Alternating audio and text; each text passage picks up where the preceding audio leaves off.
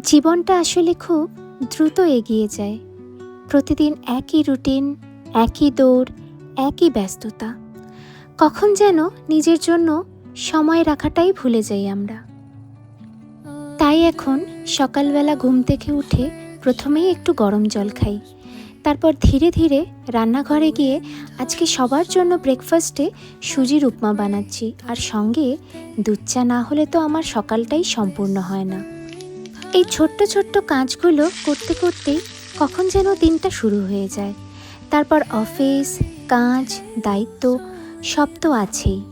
প্রতিদিনই জীবনে অনেক ব্যস্ততা থাকে, অনেক তাড়াহুড়োও থাকে।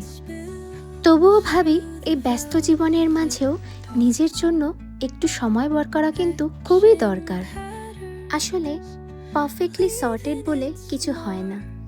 কিছু কিছু দিন খুব ক্লান্ত লাগে, কিছু সকাল খুব মেসি হয়। তবুও দিনের শুরুটা যদি একটু শান্তভাবে করা যায়, তাহলে পুরো দিনটাই সামহাও খুব সহজ লাগে। শেষ হয়ে গেল সকালের এই শান্ত সময়টুকু।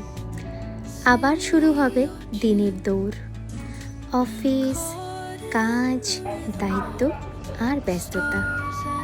তবুও মনটা হালকা থাকে।